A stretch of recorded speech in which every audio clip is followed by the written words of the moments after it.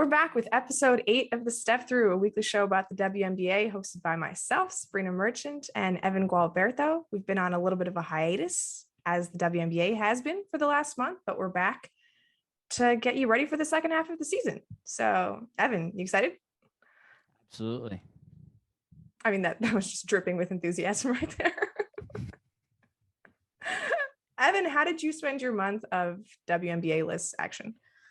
Oh, well, I coach, youth basketball, so I did a lot of that.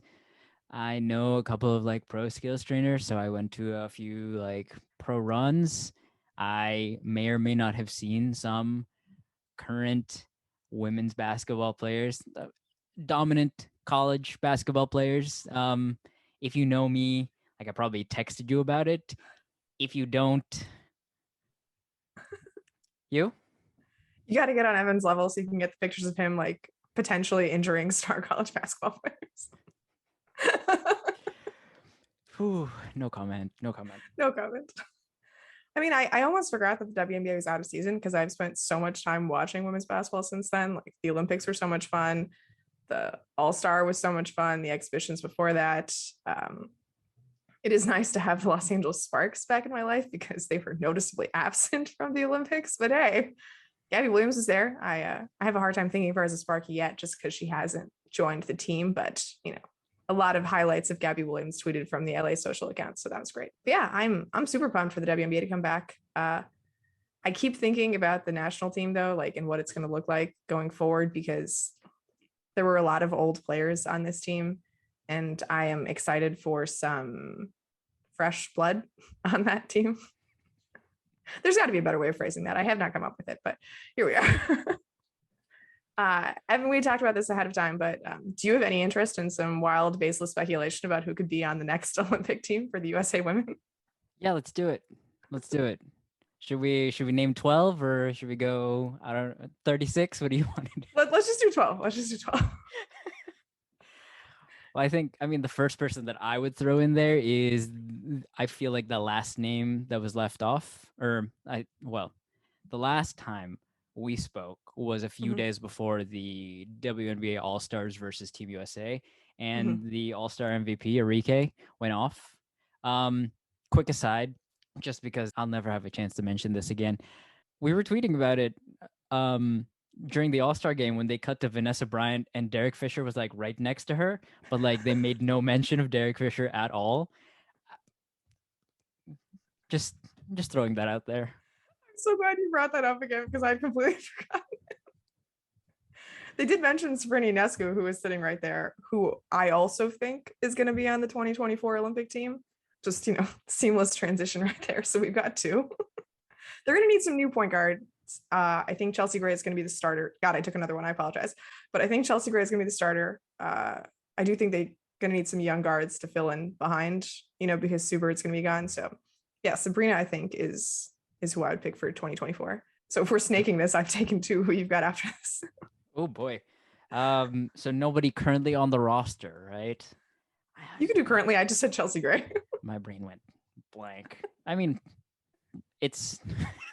We joked about this right before, but Diana Taurasi has not removed her name from consideration yet. See you in Paris. So, yeah. So that's okay, so that's 4. No, but if Breanna Stewart is, we can talk about her versus the reigning MVP A'ja Wilson as Team USA's MVP, but it's her spot as long as she wants it. Okay, so A'ja too, so that puts us at 6 if we're including Diana. We might as well just clean up who else was on this team who's probably going to make it again. I think Jewell Loyd is probably going to come back, assuming her career does not take a drastic turn, from now until then. Napheesa Collier is definitely coming back. You don't put somebody that young on the Olympic team without eyes for the future. So that's 7 or 8, depending on the Taurasi inclusion. Skylar Diggins-Smith, what did you think of her as an Olympian? Do you think she warrants coming back, or can we just replace her with Arike and call it a day? I don't want to speak ill of Skylar, especially given her history of tweeting at people and calling them out. So it's her spot as long as she wants it. But if we assume she's not coming back, Mhm. then Arike just slot in that spot. It's just a lot of Notre Dame guards. Should we invite Kayla McBride as well? I think, yeah, for spacing, For and space. especially especially if Cheryl Reeve is taking over, as Mhm. it is her want to do. Yeah, I Yeah. guess we can keep Jackie Young on 3x3. Um, I think her style is better suited for that than Olympic 5-on-5. But who else? Ariel Atkins was on this team. I would imagine she comes back. So are we at like 8? Did we didn't actually include Kayla McBride, did we? I think we're at let's say 9. Yeah, 9 let's say with 9. Taurasi. Sure, sure, yeah.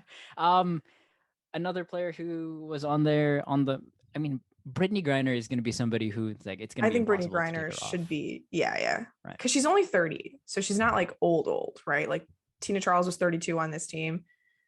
Sylvia Fowles obviously like 35, 36. So Brittney Griner at 33 does not seem like to have aged off of the roster by any means. Right. And Cheryl Reeve can put her on the same minutes limit she put Sylvia Fowles on this season, which means to say she'll be playing 40 minutes next year. The Breanna Stewart plan, as we like to call it. Yes. The Breanna Stewart, Kevin Durant plan, because you have to win those minutes. Yeah. Let's see. We probably could use another big. I know Asia, Stewie. I guess if you consider Collier a 4, which I'm not sure if she is, that's still only 3 real bigs with Stewie, Wilson, and Griner. Who's your next great American big? Do we bring Nneka on at this point?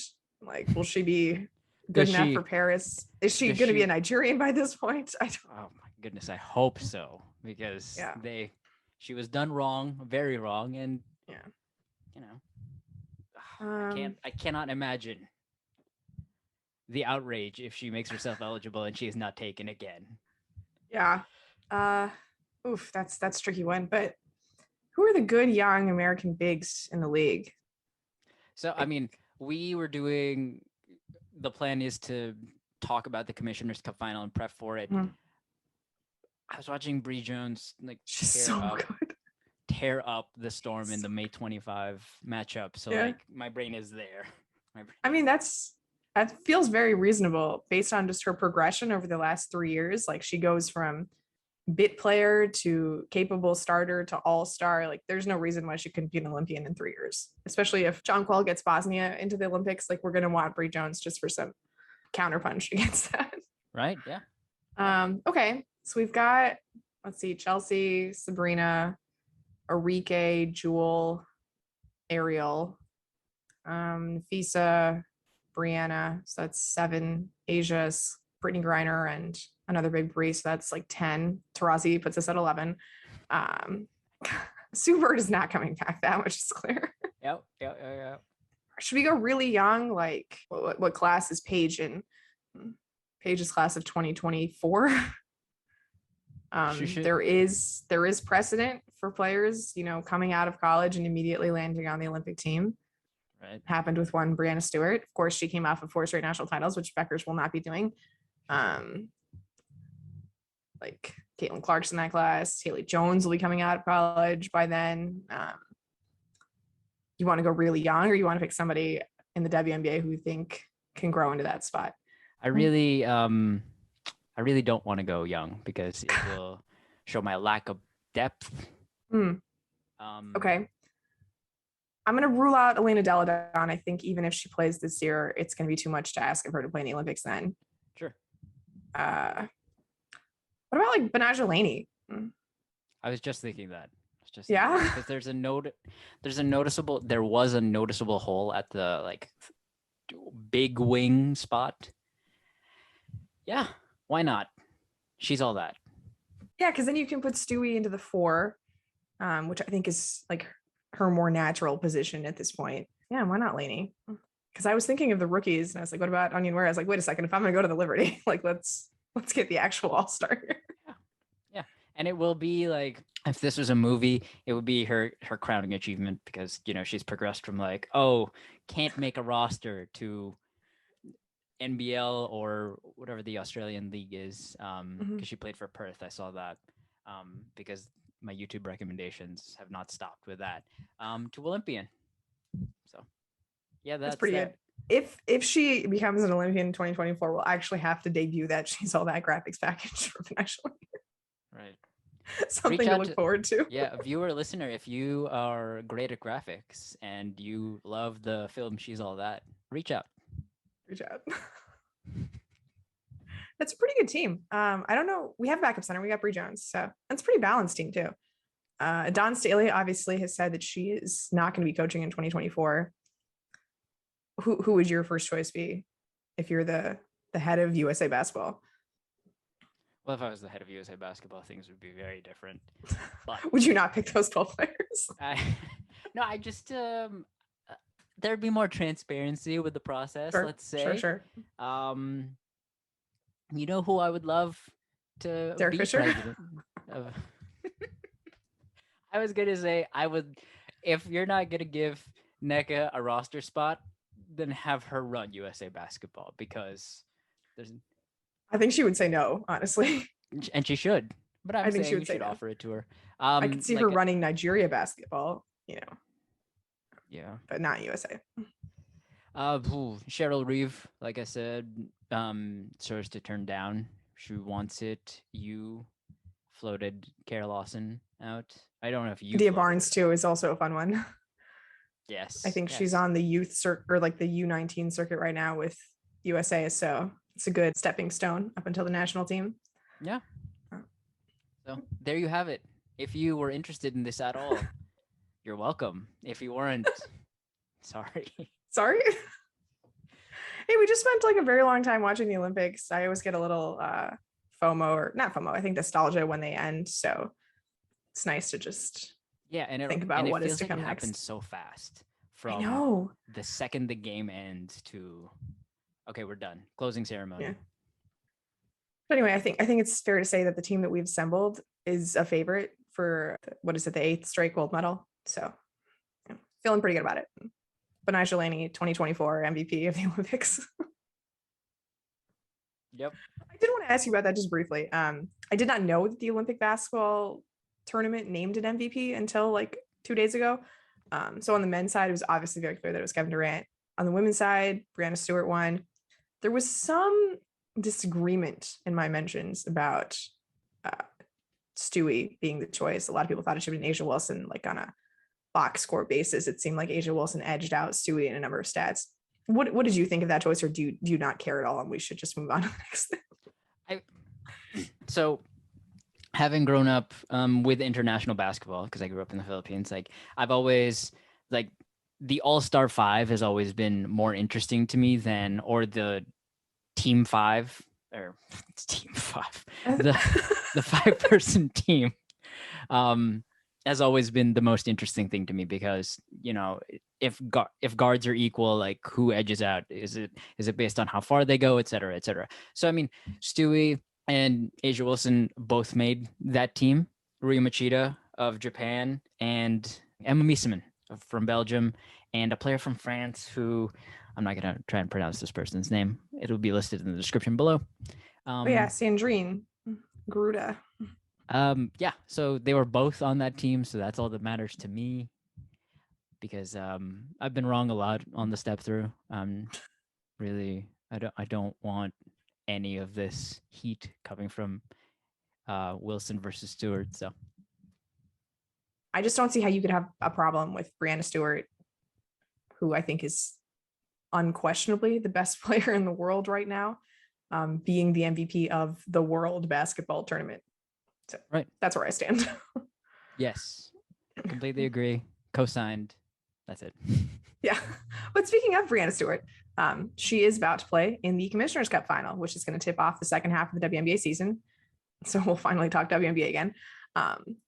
I'm actually very excited for this. I wish it were on national television. It's going to be on Amazon Prime for those of you who are listening and were wondering when you can catch the Commissioner's Cup. It's on Thursday at 9 p.m. Eastern on Amazon Prime, I think. I'm very excited for the Commissioner's Cup. Number one, the trophy looks super weird, but it's a trophy, and I think it's kind of cool that like the WNBA championship trophy has always been a little underwhelming to me. So I'm glad they put some effort into creating a new trophy for this event because I think it's fun when you get to like everybody carries the thing up when they win, and like there's some weird half basketball net thing going on with it. there was some thought put into this trophy. I don't know if they like executed their mission, but I'm glad that like there was some effort put into creating something for this event. Also, lots of money at stake, which is pretty cool, right? Yeah. Yes. There's no. We've talked about it a bunch. Mostly you, because I, was always the one asking questions. But money matters. Money matters, and this is a not insignificant amount if you win. It's so strange to me because we were talking about this before the pod. Are they going to take it as seriously as like a playoff game or a championship game, especially given the fact that the Storm had 5 Olympians, 3 who made it all the way to the end, and the Sun did not. 0 Olympians, but They'll have a Olympians number in of All-Stars. 2024. Don't worry about it. When Jonquel leads Bosnia to the Olympics. And Bri Jones is the backup center. Yeah. So it's going to be a question. I imagine the Storm, the big 3 anyway, are going to be on a minutes limit. I was talking to Em, link to her Twitter below, about this, but like, yeah, Em told me that they would take it more seriously than a regular season game, but like they wouldn't approach it as intensely as a playoff game. So it's that in between, which is like, I don't know what that looks like really, but so there's that. Right, and it's tricky because the regular season is starting right after this, and Seattle, Vegas, Connecticut, Minnesota are all really right in that mix for the top 2 seeds. They all have between 5 and 7 losses, and those top 2 seeds are so important for the playoffs because then you don't have to play a single elimination game. You only get to play series. And if you're telling me like which game Seattle cares about more, this game against Connecticut or their next regular season game against Indiana, like I think maybe like you prioritize the regular season game because there's not that many games left. And like, I don't know how much they care about the Commissioner's Cup, right? Like, I know Subert had mentioned like back in the first half of the season when they played Minnesota and they like sat all their starters at the end of the 4th quarter. And we're like, well, looking back on it, we probably should have played them because then point differential becomes a tiebreaker. Like we could have used the margin of victory here.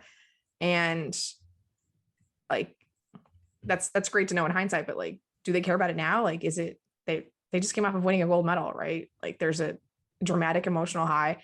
How much time have they had to practice? Like I have a lot of questions about their motivations here, but I do think that like you put Breanna Stewart in a game with the title on the line, like any kind of title, she's not here to lose that game. Right. Like that's not going to happen. Right.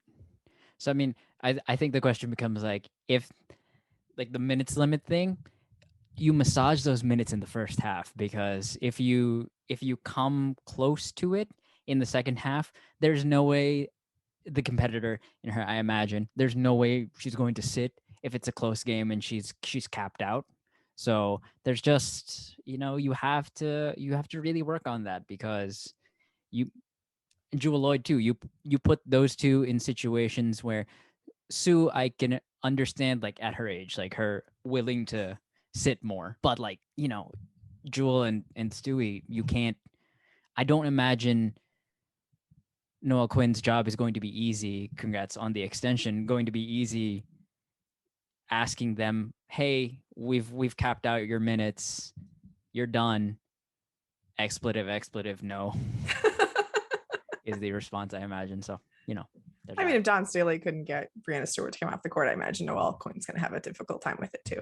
But, one player who will be fully rested kind of and ready to go for Seattle is Katie Lou Samuelson. And I'm very excited for her to have this opportunity because it's obviously been a very trying couple of weeks for Katie Lou to, test positive and have to stay home and then watch the team win a gold medal without her like that. And it's just terrible. Like it really freaking sucks. But this is her opportunity, right, to play for something meaningful. And she did not play in the game that we're about to go over, our game of the week, so to speak. Right. And that's a real injection of something a little bit different for Seattle. They didn't have this first go around against Connecticut. And I'm excited to see what that looks like because, I mean, number one, I hope that she's ready to go. I've heard that she's available to play and like has recovered. So thank goodness for that, has gone through the protocol. but I imagine she'll be among the most motivated of anybody in this game coming up. Oh, absolutely. Because I mean, it's a title on the line, and she was, unfortunately denied that opportunity. So, how to address this off the jump? Candice Dupree played a big part in the game that we watched. Something like 8 points in 6 minutes in the first half. Yeah. Yeah, and I imagine you give Katie Lou that opportunity. She's guns blazing. Or even like the Kennedy Burke minutes, I think would work a lot better for Katie Lou than, with all due respect, Kennedy Burke, who just was a traffic cone for Tawana Bonner on many instances in this game. Who among us would not be a traffic cone for Tawana Bonner in that situation? Very true. Yeah. Why don't we just talk a little bit about this game? We rewatched the May 25th game between Connecticut and Seattle as preparation for this. Connecticut and Seattle did play twice during the regular season so far, but the second game did not have Jonquel Jones, so it didn't really seem representative of what we're going to see on Thursday. I think that's a fair assumption. This one was missing Katie Lou Samuelson and Brionna January, and like Evan, you just said, Candice Dupree played a surprisingly big role in the first half. So there's some personnel changes that are going to happen, from now until then. But I think it's still a pretty good indicator because, the closing lineup for Seattle is the closing lineup they're going to go with. Suber, Jewell Loyd, Stewie, maybe somebody in place of Talbot, but she's available, and Mercedes Russell. And then for the Sun, Napheesa Heidemann did get hurt in the fourth quarter, which kind of slowed them down a little bit offensively because she was just a firecracker earlier, but most of the major pieces are there. So I think it's a good way of looking at what we're going to see. My first question for you, Evan, what jersey matchup do you want to see on Thursday? I wish you had told me this ahead of time. I would have. I'm glad you did. So Connecticut's got, I'm just going to remind you, they've got those blue, the Native American jerseys, right? With that don't say sun, they say that the word that starts with a K that I'm not going to mispronounce. They've got the orange ones, and they've got the white ones that they wore in this game. And then Seattle has their black grunge jerseys, the green ones they wore in this game, and then standard white. Right. Oh, I should ask you this first. What does the court look like? Oh, should I know this? I don't. So that's the thing. So it's at the newly renamed Footprint Center in Phoenix. Sure. Good times for the Footprint Center, who underwent a name change during the NBA Finals. So the first two games were hosted at Phoenix Suns Arena, and then Game 5 was at the Footprint Center. But hey, all about ecological sustainability or whatever. It's gonna be great to see the Phoenix Mercury banners in the building without the Phoenix Mercury in attendance. Maybe Taurasi will just sit behind the Seattle bench and talk up Suber during the game. But you'd have to imagine they're going to put that fancy Commissioner's Cup logo in the center, right? Or at least on the decals, on the wing 3-pointer area. Yes. But I hope it's not just the Mercury court with the Commissioner's Cup logo, kind of. That's the concern. That's the concern. It just says Mercury on the sides. Oh, yeah. Oh, now I'm interested. Okay. That's a good question, Evan. So, I mean, I really liked for the Storm home game, and, the viewer is going to see clips of this. The green on white, the Sun white and the Storm green, I liked that. If it is going to be the Mercury court, then just go white and black, Storm black, even though I'm not the biggest fan of those. And the Sun white, they're just so clean to me, so crisp. So, yeah. I'm actually a big fan of the Seattle Blacks. I did not really get it when they first debuted them, but they look really good on television. So I think Seattle Black versus Connecticut Orange would be my dream matchup. And then you kind of get to play off of the Mercury color a little bit too there with the orange. But yeah, I also spend way too much time thinking about jersey colors. I chart the Clippers record, when they wear what color jersey, because it fascinates me to no end. And this is probably not as much interest to everybody else watching. Okay, well, let's do this then. Since you think about this more than I do, what is the worst possible combination, assuming it's the Mercury floor? Yeah, Mercury floor, I would say the Seattle green would look really bad against that. And then Connecticut blue. Yeah. Yeah, that's where I thought you'd go. It sounds ugly, doesn't it? Yeah, it doesn't sound great. Kathy, if you have to step in, just take care of it. Please do. Make sure if you are the equipment managers for both teams, please bring alternate jerseys just in Yeah, case. just in case. Yeah. Okay, maybe we should actually talk about basketball.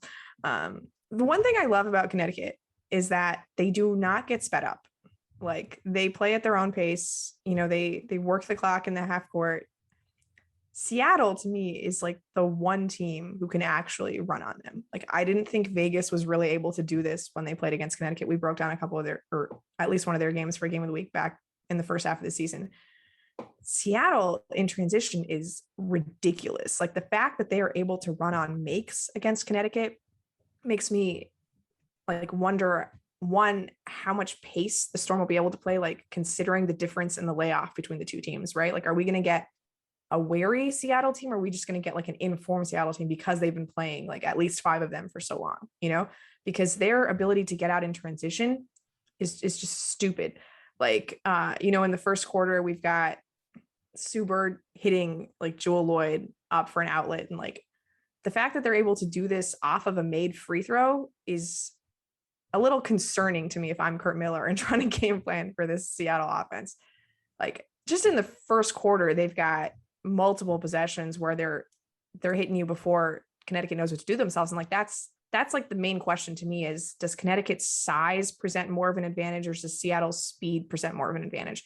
And that's why I'm so interested about the fact that this game is coming off of a month layoff, because I really have no idea what type of shape we can expect the Storm to be in. Yes. So, so the only thing I would say about that is that, I mean, if you've ever traveled, especially, you know, all the way to the other side of the world, like I travel to the Philippines all the time. It's depending on like daylight savings and stuff. It could be like a 14-hour time difference, and we're not a week removed yet from when they will have gotten back the big 3 anyway, and the 2 Australian players. So if they are ready to go and the game plan is to run, then that's going to be interesting. It's just a matter of like how run down they will be by the end, because that's the thing about the Sun is they do not stop coming at you. And that's the thing that's going to be very interesting to me, is that the Sun in this game. Just a quick note. The game we're talking about, Noel Quinn had not taken over as the full-time coach just yet. Dan Hughes was not at this game because he was attending his son's graduation, but Noel Quinn was, for all intents and purposes, the coach that gets to stand up. She was splitting responsibility with Gary Kloppenberg, and I believe the play-by-play people talked about how it would be an offense-defense coach type situation. So there's that. But the Sun on the defensive end just hedging all the time, forcing the ball handler off of their intended path and just pushing you further and further out. And you have that speed and that length. And from time to time, like the Jewell Loyd, Mercedes Russell pick and roll combo was able to make the Sun pay quite a bit, just because Mercedes just like finds a seam and she's able to either short roll or slip it, or even if it's just a regular roll, Jewell is able to thread that needle. And it was a great passing game from Jewell actually this game. But that stuff is going to run you down as an offense, and it will have to slow you down. And like you're saying, it might not matter because the Storm run on Sun makes anyway. But on the other side of the ball, you have the length and the size of Bonner and Jones, and not a lot of, as the Storm announcer said, not a lot of girth on that front line to defend those post ups. Right. So like, yeah, that's going to be a fascinating like back and forth. Yeah, I mean, the center thing is funny because we mentioned this earlier that Dupree played some significant minutes in this game, and she's nominally the backup 5 when she plays those minutes, and she scored a lot of points. But I kind of think that like there was this one stretch in the second quarter where the Storm were playing Mercedes Russell, Kennedy Burke, Jordan Kenda, Epiphany Prince, and Candice Dupree together, and literally all my notes just say is why, because like I get that we might see this type of situation if there is some minutes like restrictions for the Storm Big Three, I'm like, even their other two Olympians are not in there, right? Talbot and Ezi Maguire. But that's what makes me curious. Like, I think we're going to know how much Noelle Quinn cares about this game based on the stagger, right? Like, towards the start of her, like when she came on as head coach, we talked about this where there had been like long stretches where she would take the stars out and just let the bench run and like let Jordan Canada just, run up and down and see what happens. And that has been less frequent, as she's, progressed in the job. So this was very early in the season, right? This is the 6th game of the year for Connecticut, the 5th for Seattle. You haven't really figured out all your rotations yet. I think we're going to know pretty quickly, like, how important this game is if we see, just based on how many minutes we see without those three all together on the court. Because like you have to have something to stabilize that. Because like, I mean, we might as well just talk about Jonquel Jones for a little bit right now, because it's been a month since I watched her play, and goodness gracious, she's so good. Like the things that she is able to do on the court, like we talked about how she could just be like a small forward for any team that wants to use her. Just an insane level of talent. I mean, there was this play in the first quarter where she runs a pick and roll with Jasmine Thomas and then just like Euros into the paint, and it's stunning. And then she pokes the ball away in transition on the very next possession, seals down in the post, right? Like, and then Connecticut hits her, and that's just another easy bucket. And like the level of diversity in her skill set is ridiculous. And it was so noticeable when Seattle had lineups without Stewie on the court, when Jonquel Jones was playing, because she just murdered them. Like there was absolutely no mercy taken when she got to play against bench lineups. I mean, like she starts the 4th quarter by hitting this pretty little baseline fadeaway, right? And then very next possession goes full court, right? Just takes it end to end, Euros and one. There's 45 seconds into the quarter, and Seattle's already like, all right, crap, we got to bring our starters back. Like this would normally be like a 4-minute sequence, right? Where they would try to get their main guys some rest, and not even a minute of rest in the 4th quarter. This is how dire of a situation it was with Jonquel Jones against the bench. So like, I'm just so fascinated to see like who blinks first, right? Like who wants this more, because you cannot get away with playing your backups against Jonquel Jones, not for extended stretches. It's not tenable. And Connecticut does such a good job of making sure that one of their main offensive threats is on the court at all times, like whether that's DB, whether that's Bri Jones, like mostly it's 2 of them at all times. And Seattle plays a little bit differently, right? They hit you hard with their starters, but I wonder like how much they can afford to play the way that they do, right? Like that lack of stagger. Right. So the thing that jumped to mind right away is 2 things. One, Jonquel was at Eurobasket in their second matchup, as we've talked about already. But A'ja Wilson and Breanna Stewart, they have been very good this season, but for my money, they're not the favorites for MVP. I think this will be very much a statement game for Jonquel. If she gets to play against bench units, it's all the more easy for her, because she was unreal. Absolutely unreal. Like I already talked about, like having to hedge out on pick and rolls and then recover back, and at times having to guard Breanna Stewart and then getting switched on to Jewell Loyd, and then like having to set multiple screens to free up the guards just so she can establish post position and then go to work in there. It's an exhausting, methodical style of basketball, but it works because Jonquel is so incredibly unique. And yeah, I think it's going to be a battle of, it's, like you already talked about, Noelle Quinn is going to have to figure out, is this game worth taking the risk of like putting Breanna Stewart in and not necessarily matching her minutes with Jonquel, but trying to make it so that they're within striking distance. Because I imagine that the Sun will have been watching film of the game they played the Storm without Jonquel and how unforgiving the Storm were in that game. So they're going to come out hard. And so the thing about this is, like, we're talking all about Jonquel, but like Bri Jones had an insane game against the Storm. She was practically unstoppable.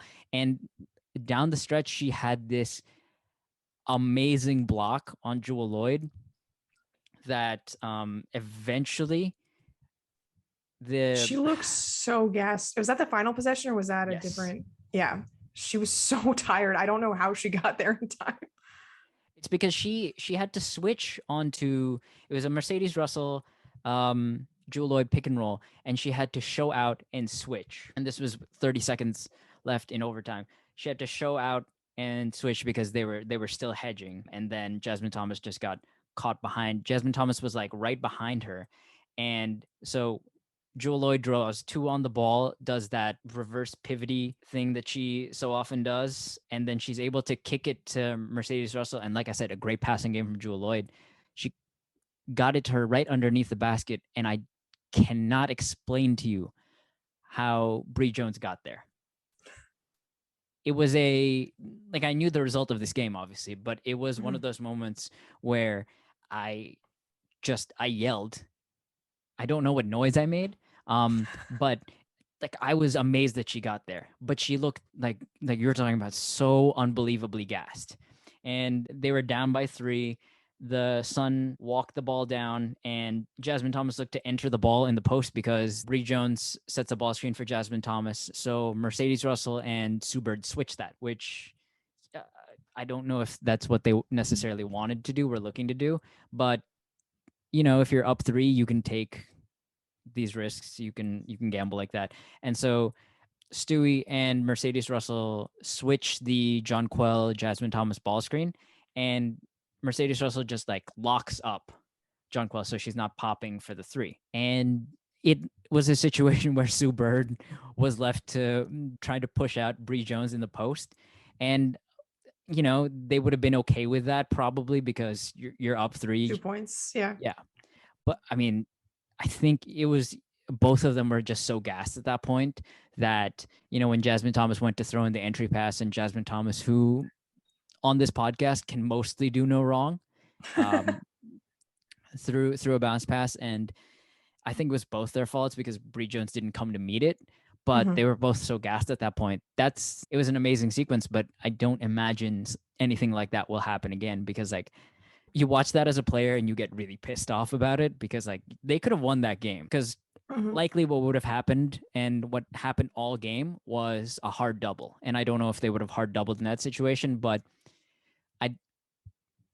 I imagine Bri either would have gotten a quick 2 or would have been fouled. And Sue, being the size that she is, fighting for that post up, it might have been an and 1. So who knows how it would have shaken out if Jasmine Thomas had gotten the ball in, but they're going to be mad about those 2 losses. Yeah, Bri Jones was marvelous in this game. Like I have mentioned before how much affection I have for Mercedes Russell. Like I think she's just a supremely solid piece of that Seattle system, and it doesn't quite work as well without her. She was kind of lost against Bri. Like there was nothing she could do. Whether Bri Jones was just sort of backing her down, she couldn't do anything about that. Like if you set her up at the top of the key, just high low to JJ, there's really nothing you can do about that either. I mean, some of her moves, I don't even know how to explain them. She ran this one pick and roll with Jasmine Thomas down the end of the game with about 3 minutes left. I can't even explain the footwork that Bri took there. Where did this come from? I mean, she's just taken this remarkable leap in terms of her offensive talent. There was one time where she's stationed at the wing against Mercedes Russell and just completely blows by her and takes it all the way to the cup, and that's your 5, your traditional 5, so to speak. It's one thing when Jonquel does it because we're used to calling her a unicorn and this Kevin Durant talent on the women's game, but Bri Jones is a center.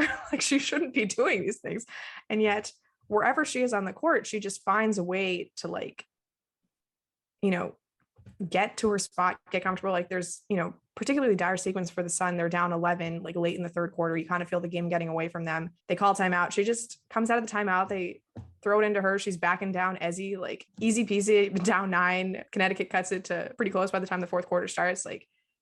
She's so consistent, so solid. The defense you were talking about, I mean, I don't even know how Connecticut stayed with Seattle on some of these plays. There was one sequence where they've got the ball screen up on the wing and Stewie slips to the basket and JJ is stuck on the perimeter because they've switched the action, and somehow the Connecticut defense collapses and like Breanna Stewart doesn't score a bunny directly at the rim, and like no defense in the league is capable of doing that to Breanna Stewart. It's only Connecticut for some reason.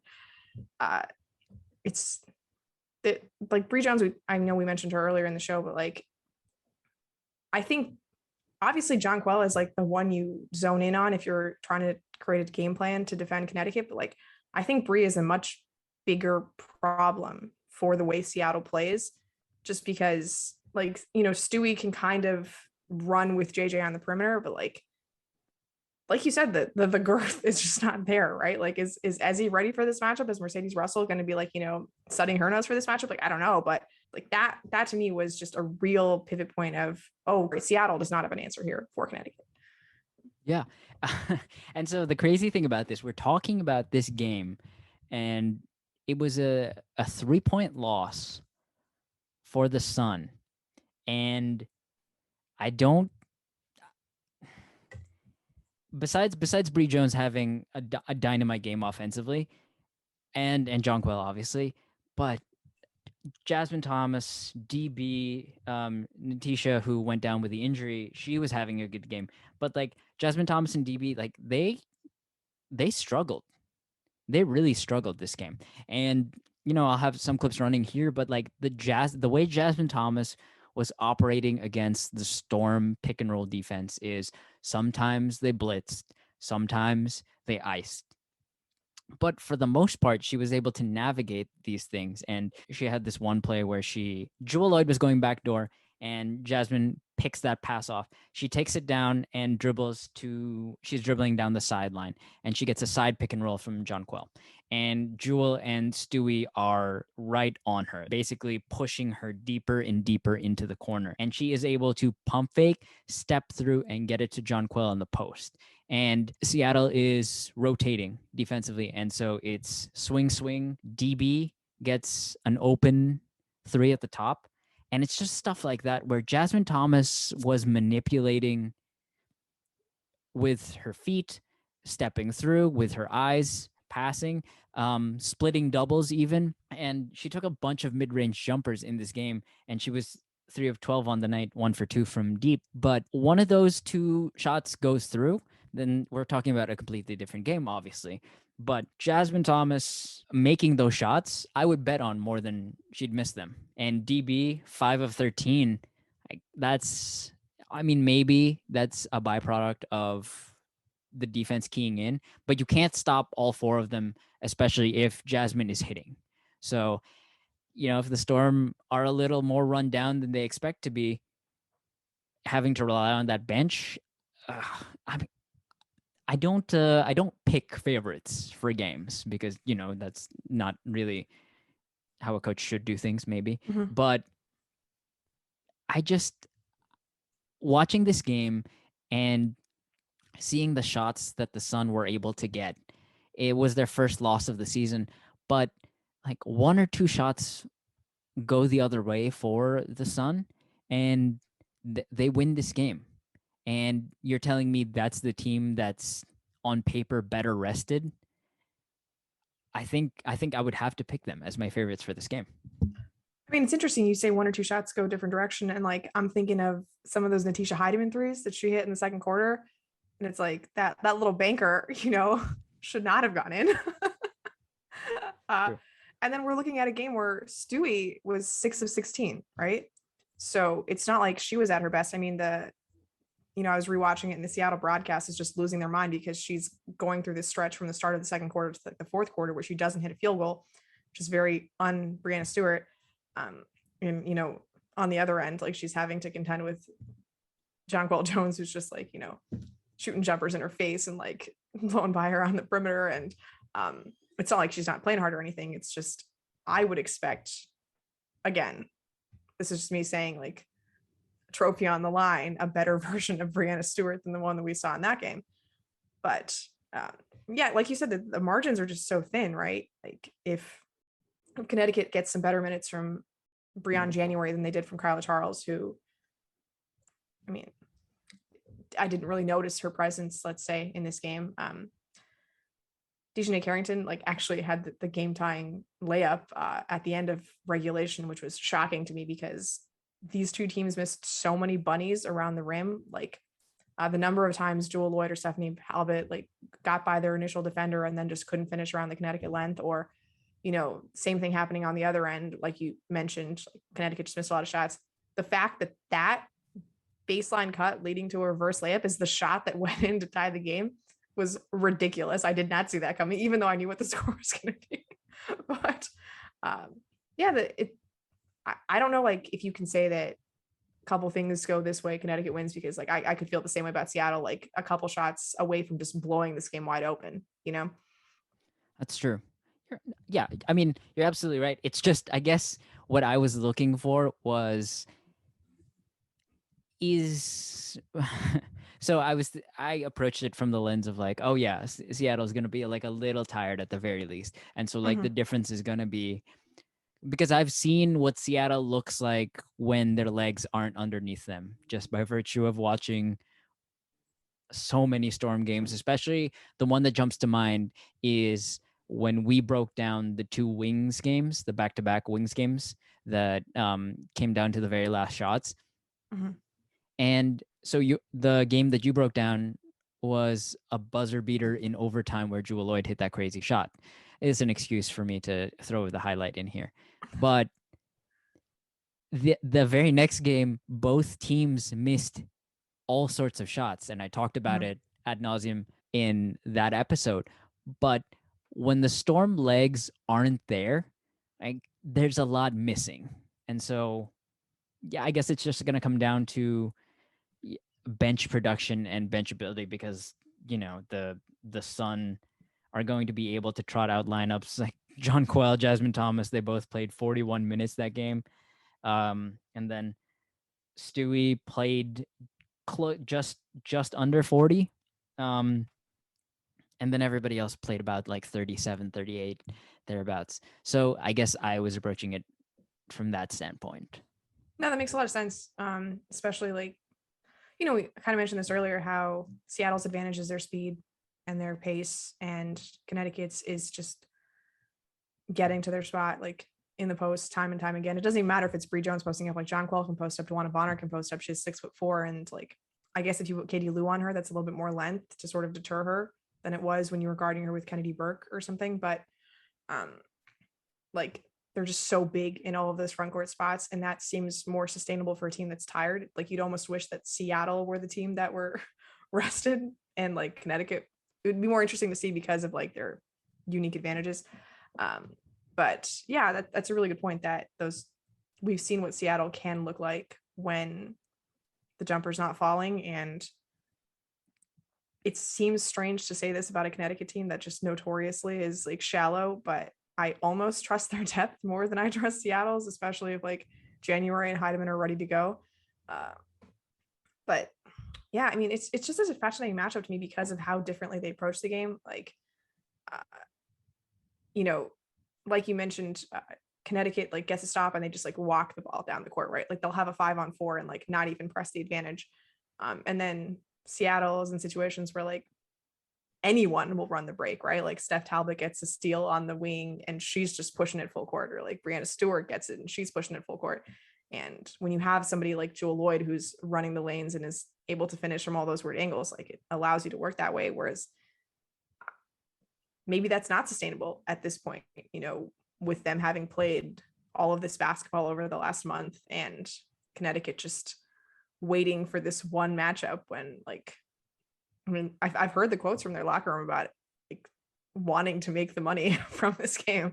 Like I haven't heard that from the Seattle side. Maybe it's just because, their players are not all back, but it does seem to me that like Connecticut is coming into this with a little bit more emphasis on this particular game than we might see from the Storm. Right. And I mean, they should, because to this They're point, not the defending champions. yes, they have a lot to prove. And if it's a way to build momentum into the second half of the season, where largely like, when Jonquel went to go play Eurobasket, the wind went out of their sails. So There's that. The other thing too is that I know what they are going to look like offensively, even though Kurt Miller was not available for this game. Oh shoot, I asked you this beforehand, but I don't have it again. Randy Poole. Yes, Brandy Poole was in charge. So I know what Connecticut is going to look like offensively in as much as anybody can, because if you've watched the step through, you now have almost the entire Connecticut playbook. So there's a lot of that stuff. Before the break, we talked about how they were running a lot more point DB stuff. And so there was a little bit of that where DB got an invert where Jasmine Thomas set a ball screen for her and she was able to go to work in that way. And Seattle does love their 1 through 4 switching. So DB with Jewell Loyd on her got to as close to the bucket as she could. She had a couple of nifty step throughs. One was called a travel. One was an offensive foul, I believe. Travel. It was not a travel, but it was called that. Yeah, so it's going to be so interesting from that standpoint, especially because what the Storm did defensively, they really tried to keep the Sun off balance by sending doubles from, for the most part, it was Jordan Canada from wherever she was on the court coming down to double either of the Joneses. Every now and then it would be Ezzy or Mercedes Russell, but they would send it from different areas. So that's, a way to sort of keep the offense guessing. But defensively, like, the Storm are who they are, because I believe Noel Quinn in this game especially was the quote unquote defensive coordinator, right? So there's that. But I really don't know what it's going to look like. So I mean, that's the fun of it, right? Because who knows how well, like you're saying, Breanna Stewart with a game on the line, with a trophy on the line, like she doesn't lose these games. But Jonquel and Jasmine Thomas is mad. I will say, speaking of like game on the line, is Sue Bird, the play they drew up at the end of regulation. Sue Bird was the player who was supposed to get the shot. It looked like she went to her step back, and Steph Talbot was starting on a cut. Steph Talbot with her dynamite first step was starting a cut, and Sue threw it, but I think she threw it too late or threw it too early or whatever it was. Mm-hmm. But they did not connect on that, and she looked pissed going to the bench, going into overtime. And so right off the tip, she hit a pull-up 3, and then not like less than a minute later, she steals a pass, hits it ahead to Jewell, and then trails another 3. And so that's 6 points. She went on a 6-0 run to start overtime, and you could tell that she was just like, F this. We're gonna win this game. So there's that too. Yeah, there was another basket in the middle there. So Seattle was up 8, like before you blinked. It was very much we should not have messed up that final possession. We're going to put this game away right away. And like you said, Connecticut just always comes back. Like the final score was 90-87, right? I think Seattle already had 87 points, like with 4 minutes left in overtime. Yes. So clearly something went wrong, but it's like I said, it's just such a fascinating dichotomy between these two teams because they're so different, but they're both so good. They're both so comfortable in the way they play. And I think both of them are remarkably entertaining to watch. Like, it's not like a brand of basketball that's one is preferable to the other. I think it's really like the way Connecticut runs the pick and roll is just the things that their bigs can do are so impressive. And like you said, when DeWanna is, the ball handler there too, it's just even more interesting because you've got 2 nominal bigs, like playing both sides of that action. I'm just really excited for this game. I mean, maybe because we haven't had WNBA games in a very long time, or I think it's because these are just 2 excellent teams. And I hope that there is, a sense of occasion that like meets the moment here, because I think this could be a really cool thing for the W to like have this midseason tournament, like have this mean something for the players and the teams involved. And I really hope we don't get a situation where they're like, the rest of the regular season matters and we're going to hold our cards back a little because maybe this is a playoff game down the line. Like, who knows? But I really hope they treat it like as if it's worth a championship, because I think it can be really good. Yeah, and you have spoken out about how great the Commissioner's Cup is, and a big part of that is that it feels like you're the only one who understands it. You and a friend of the pod, Krina Mustafa, shout out to Krina. She released something where it was breaking down like exactly what it is. So the two of you are the only people, the two of you and Kathy, the only people in the world who actually understand the Commissioner's Cup. Congrats to the three of you. It's an exclusive club. From an X's and O's standpoint, like I don't have very much. If you would like to know what Connecticut's gonna run, I can link to the episode where I did a couple of like set breakdowns. For what it's worth, the Sun do have a play that I haven't broken down. I can break that down here. It's motion week. If you are a fan of the San Antonio Spurs, or actually even better, the women's team. Dawn Staley ran this a number of times where it's basically you're playing out of this delay set where the point guard comes down, swings it to a big, and then shallow cuts through. So now there are three up top. There is the big, the guard who cut through, and the wing who received the first pass. And then what's going to happen is it's going to be a cross screen, most often from a guard. Natisha Heidemann was the screener most of the time. Sets a screen for the big. In most cases, it was Bri Jones. And then it'll be screen the screener action. More often than not, Jonquel for Natisha. And so now you have a shifted defense, a shooter coming off, Jonquel having set a screen, and great post position for Bri. So look for that. That'll be there quite a lot because it's one of those things that they just hammer you with because screen, somebody's going to get open. And there's so much great action that comes from it. And it largely keeps DB on the weak side. So if the defense overhelps, bam, it's a hook pass, open three. And DB doesn't really care if there's anybody there anyway. So, she's going to shoot it. Yeah, they were, actually, I'm not going to go to this because it's I don't like talking about people's weight, but I think the broadcast said that like Bonner was 146 pounds, which sounded implausible to me.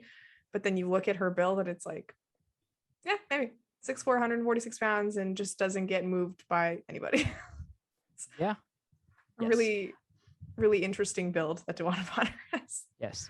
I believe it was in context too of like, they were talking about that she had just come off of twins. Yeah, she had just come off of having twins. So it wasn't, if you don't like the Storm broadcast, and you can have your opinions on the WNBA broadcast, but for the most part, they did a good job, I feel. Yeah, so. and the female announcer brought it up. I think the context was fine there. It's just I heard the number and I couldn't believe it because she's 6'4". It doesn't make any sense. Yeah, and her arms just go everywhere. Players I enjoy watching more than DeWanna Bonner, even if like my legs feel like twice the thickness of hers, and I don't understand how it's possible. Oh my goodness. Yeah. Anyway. And so if you unless you have anything else, like I just want to talk about no, I mean I did talk about this, but the Mercedes Russell Jewell Loyd thing, I just want to be able to get all of the highlights in because there are so many. The play you talked about in between the two Sue Bird threes is Sue Bird comes down, she kicks the ball to Mercedes Russell, and Mercedes is looking to pitch it into the corner to Jewell, and Jasmine is in deny. So Jewell cuts back door, and Mercedes Russell is able to thread that needle in, and Jewell Loyd is able to hit that reverse layup. But like, I think if anything, besides Stewie, like that's the thing I'm looking for the most is how often that duo can connect. And beat the pick and roll hard hedge. So, Mercedes Russell, Jewell Loyd, as much as they are, X factors because they are keys to the Storm, are my X factors for their connection is my X factor for this game. Yeah, for me, I think it just comes down to how many shots the Connecticut backcourt hits because we know what you're going to get from them defensively. Like they get into the ball. Jasmine Thomas was up in the passing lanes. There was a good deal of turnovers on both sides, but if you're going to get like 14 points from Napheesa Heidemann, that allows Connecticut to, handle some of the waves that Seattle's going to throw at them. And if Jasmine Thomas can just hit a couple more shots, Brianna January, obviously a better 3-point shooter. If they just hit a few more shots, it just gives you a little bit more breathing room, I think. So like, I think what you're going to get from the bigs mostly, offensively at least. So to me, it's that backcourt. Like, are they hitting shots? Because you trust them defensively. It's just, you need to get a little bit more for me to win that game. Yep. And so, we're both looking forward to that game. And I think that's about it on that. We can talk about what else we're looking forward, or what we're looking forward to on the back half of the season. Yeah, I'm looking forward to watching Nneka Ogwumike play. It's been a little while. Sparks haven't won in a little while. Very long time actually, but I'm excited to watch them play. Like we talked earlier in our show about, or a few weeks back, about the pick and roll partnership between Erica Wheeler and Amanda Zahui B. And I just think, like, if that is good, imagine how good it can be with Nneka. So I'm really looking forward to that. Yes. Just like in a similar vein, I am looking forward to the return of Elena Deladon. Hope she's fully healthy when she comes back. Hopefully they don't rush anything. It will make the Mystics very well. They are watchable because they have 2 Olympic gold medalists and the league's leading scorer. Yes. Yeah, but just imagining what a full-powered Mystics team and what Mike Thibault can do with all these pieces, it's gonna be fun for me. So there's that. No word on Eastman coming back yet, right? No, I don't believe so. Okay. I'm also excited to see when we get to see Kennedy Carter play again. So hopefully that happens sooner than later. That's right. My goodness, it's been so long. I completely forgot the Atlanta Dream. Hey, Tiffany Hayes is healthy. Atlanta's on their 3rd head coach of the year. So the Dream just never failed to entertain. Yeah. Also, sorry, the Fever. They are making me eat my many, many, many words about them, and they are on a win streak. So there's that. 3 in a row for the Indiana Fever. I had a very mean stat about the Indiana Fever that I'm going to withhold. If you'd like to hear it, you can message me privately. But the Fever look good, and it's still not quite like with their younger players, like you might hope. Like it's a lot of Danielle Robinson, a lot of Jessica Breland, like good players, obviously players who deserve their spots in the league. Happy they're succeeding, but like I still remain skeptical of the long-term outlook of the Indiana Fever. Let's just put it that way. It's certainly confusing. Yeah, it's actually what it reminds me of is the end of our episodes where it's like, oh, okay, it was a great episode, and then sort of it just kind of stumbles, and then just like the air goes out of it. Except for that one where we clapped. Obviously, that one was a banger. Oh, yeah, that was just a clear winner. But yeah, this has been fun. I hope you enjoyed our really way too in-depth preview of the Commissioner's Cup, one game that is going to be happening on Thursday. I'm very excited for it. Hopefully we get a big fancy trophy presentation. And yeah, if you have any further questions about Connecticut versus Seattle, how? Yeah. So I think that's it for us. Parting message is fingers crossed Anna Taurasi isn't going to the next Olympics. But yeah, that's it. So see you next time. Bye.